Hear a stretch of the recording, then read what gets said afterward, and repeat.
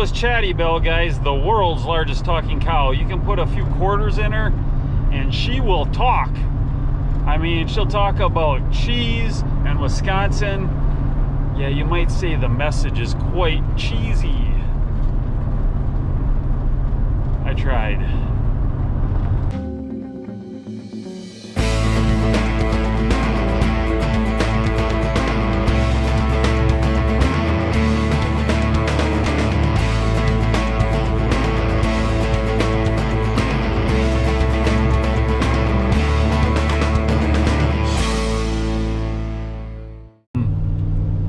Golf course. We already passed some stuff. There was the little local store back there, Russell's. They got an A&W Chevy dealer that's been there forever. Down here, of course, every small town back in the day had one of these Pizza Huts. They still got one. And then over here we got Hardee's. I mean, that was a big thing back in the day, back in high school, coming over here to go to Hardee's or go to Pizza Hut. That was living, that was exciting times. And then you got Quick Trip, which they're infiltrating everywhere in Wisconsin. Look at that place, completely packed. I have my thoughts on Quick Trip. I mean, people love them. But at the same time, guys, I would definitely try to support the locally owned gas stations. That's just me. Like this place. Alright guys, so here we are, we're at the bowling alley. And here's one of the cabins. Built by my man Jonas Yoder. But anyway, what I'm here to do is put up a banner on this thing, a box for the flyers right there, and then some pricing inside, and we can go take a look around that cabin, see what it's all about. These cabins are really pretty sweet, actually. You can live in them and they're movable. So this is over here for display. Kind of the story behind that is the owner of the bowling alley is also the guy who owns the heating and cooling, and I put the shop over here, and I put air conditioning in my store in the world headquarters this year, which is a nice improvement. Man, it feels good. Anyway, so that's how I got the connection over here. He said, yeah, if you guys want to put one of your cabins over here, feel free. So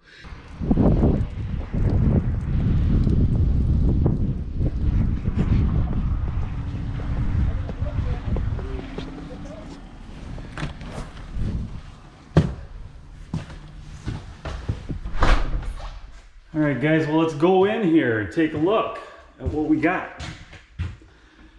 This is actually the first time I've been in this one because it got placed over here, and it's taken me a few days to get over here to check it out. But yeah, these are really nice little cabins. Let's take a look at this one. Hickory cabinets, and look at the countertops. Look at that finish. Got a sink in here, kitchen cabinets.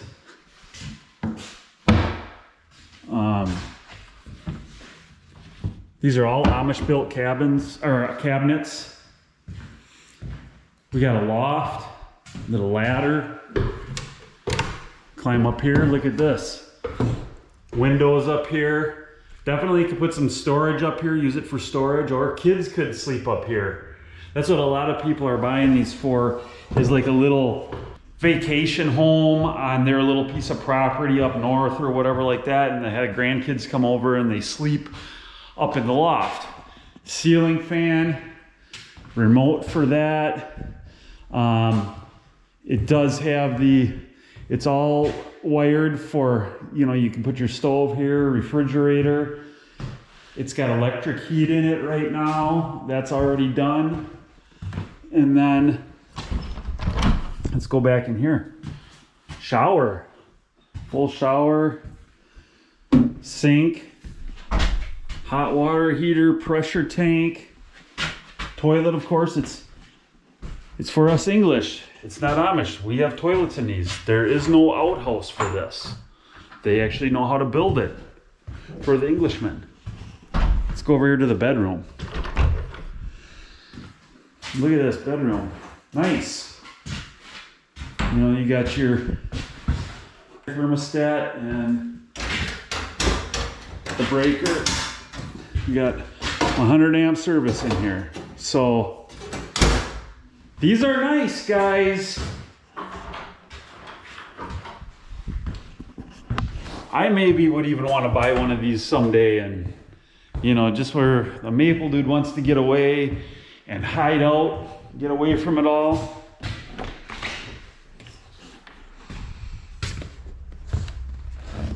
You could put a front porch off the front. Outlets. It's really nice.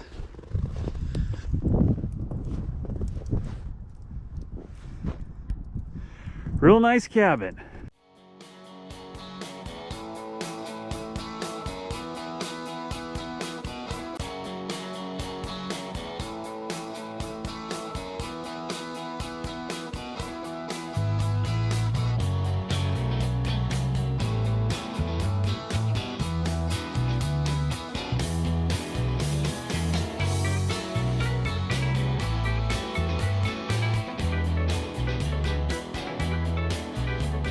Well, there you have it.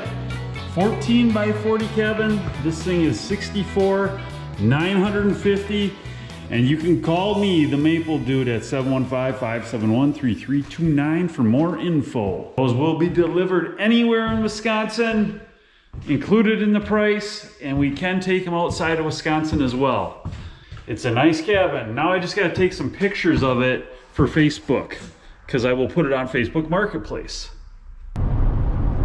So yeah, guys, that's what I do out here in central Wisconsin, is sell those Amish cabins and sheds. So if you're interested, hit me up. But if you want to talk selling sheds versus selling maple, whew, that's a lot easier, and that's a lot better money for the input put into it. It's a nice little add-on. Yeah, maple syrup, it's a crazy world. Now let's get into TMD's correct opinions. Maple syrup, can you think of any other quote-unquote business that operates the way maple syrup does? You know, people, what I see is people not raising their prices despite their input costs going way up. Containers way up, plastic bottles way up, glass bottles, that's all up. Packaging, the equipment, fuel, all that stuff. Everything that you do to make the product has gone up in the past couple of years quite a bit. But what you still see guys out there charging $10, $12 a quart.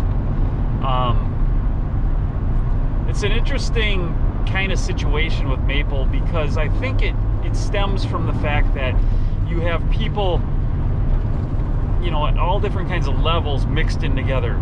You got people down doing a few trees for their own use, to the hobbyists, to the people trying to make a living. There actually aren't that many people actually making a living off of it, but you've got the people tapping trees, selling some syrup ostensibly as a business. And what it becomes is, it's not easy to sell. It's not easy to sell it, especially here in Wisconsin, when everybody and their uncle makes some.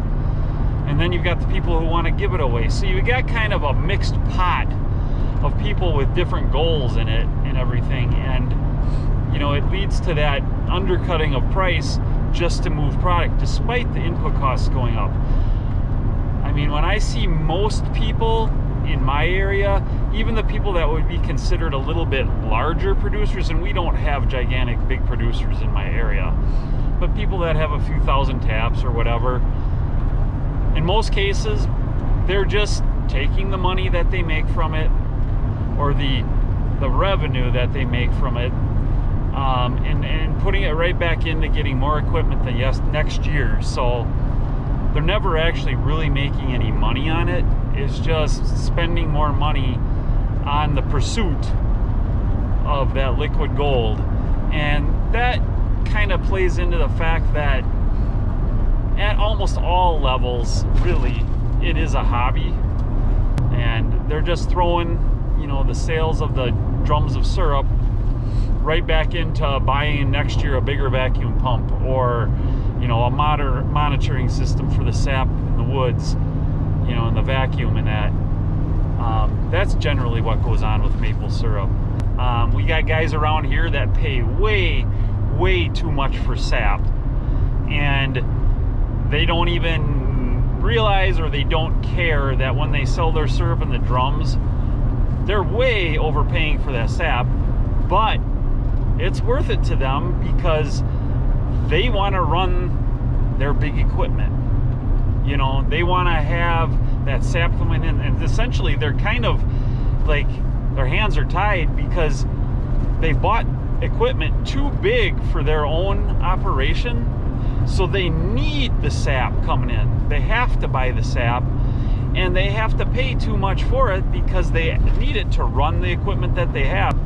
I've kind of gotten to a little niche where I am actually able to make a living solely from maple syrup, and then add-ons like the cabins and stuff, because I don't give away my product. I sell it for a decent price, and I've branded it. I've created a brand, and that brand is the Maple Dude, and that brand is me. I mean, I get called the Maple Dude. If at some level, at the end of the day, when I pass away, I will be able to say that, hey,